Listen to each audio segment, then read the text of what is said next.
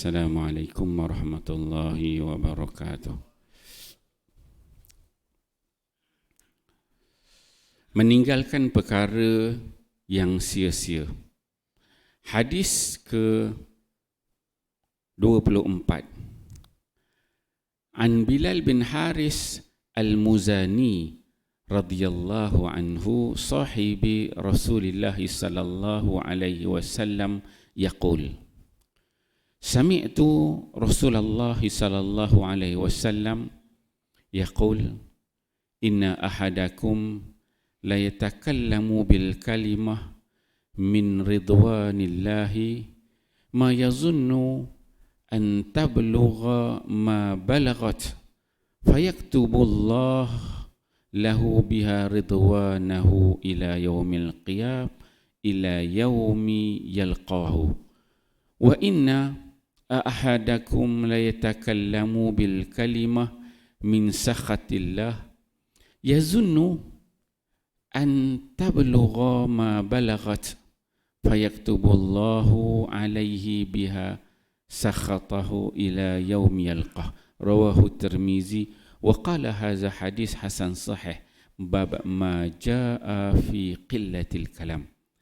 Sayyidina Bilal bin Haris Al-Muzani radhiyallahu anhu berkata, saya mendengar Rasulullah sallallahu alaihi wasallam bersabda, sesungguhnya seseorang kamu berkata-kata dengan sesuatu perkataan yang diredai oleh Allah Subhanahu wa taala, yang dia tidak menduga kepentingannya sedemikian rupa, lalu kerana perkataan tersebut Allah Subhanahu wa taala membuat keputusan meredai orang itu sehingga ke hari kiamat. Dan sesungguhnya seseorang kamu berkata-kata dengan sesuatu perkataan yang dimurkai oleh Allah Subhanahu wa taala, yang dia tidak menduga keburukannya sedemikian rupa, lalu kerana perkataan itu Allah Subhanahu wa taala membuat keputusan kemurkaannya ke atas orang itu sehingga hari kiamat. Hadis Tirmizi. Alhamdulillah tuan-tuan mulia, pagi ini kita membaca satu hadis Nabi sallallahu alaihi wasallam. Hadis di bawah tajuk meninggalkan perkara yang sia-sia. Hadis daripada Bilal bin Haris Al-Muzani ini. Dia merupakan salah seorang sahabat Nabi sallallahu alaihi wasallam. Dia mendengar Nabi sallallahu alaihi wasallam berkata, kata Nabi, inna ahadakum, seseorang di antara kamu la yatakallamu bil kalimah, apabila dia ni bercakap dengan perkataan-perkataan yang mana apa yang disebutnya itu diredai oleh Allah Subhanahu wa taala. Dia cakap biasa sembangan kawan-kawan, tetapi perkataan yang dia cakapnya tu dengan kawan-kawan, mak ayah, saudara mara, tapi kata-kata yang dia cakapkan itu membawa keredaan kepada Allah Subhanahu wa taala. Allah Taala redha perkataan yang baik-baik yang dia cakap. Dia biasa sembang, seronok, kawan, gembira, sembang cakap benda-benda yang baik, yang disebutkan oleh Nabi ridwanillah. Yang perkataan dia cakap tu membawa kepada keredaan Allah Subhanahu wa taala. Kemudian kata Nabi, ma yazunnu an tablugha ma balagat. Dia kata, dia ni orang yang bercakap ni, dia sembang perkataan biasa, dia tidak menyangka bahawa apa yang dia cakap itu Allah Subhanahu wa taala meredai apa yang disebut. Fayaktubullahu lahu biha ridwanahu ila yaumi yalqahu. Maka dia tak tahu Allah redha benda yang dia cakap itu. Sebab itu bila Allah redha, maka Allah Subhanahu wa taala menulis baginya keredaan Allah sehingga ke hari kiamat. Maksudnya dengan dia cakap sedikit aja tu, tapi redha Allah, Allah akan tulis kebaikan untuk dia, bukan setakat kali tu, tapi terus menerus sampai kepada hari kiamat. Itu bila dia cakap benda-benda yang baik. Kemudian kata Nabi sallallahu alaihi wasallam, wa inna ahadakum, dan ada juga di antara kamu yang la yatakallamu bil kalimah, Dia ni bercakap juga, bersembang min sakhatillah.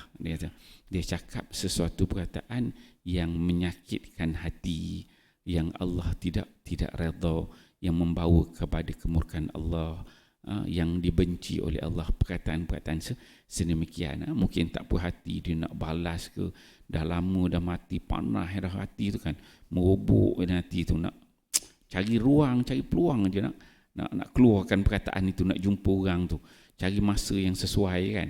Dia nak cari bila masa tu. Tapi dia ada benda penyakit begitu. La yatakallamuna bil kalimah. Perkataan yang dia cakap tu min sakhatillah. Dia tahu Allah Ta'ala benci perkataan tu, tapi dia tak puas hati. Dalam hati tu nak bagi lepas, keluar pun lega. Alhamdulillah kan, dah dapat keluarkan benda yang buruk dalam diri tu. Ini dia kata min sakhatillah. Disebabkan kalimah min sakhatillah. Ma yazunnu an tablugha ma balagat.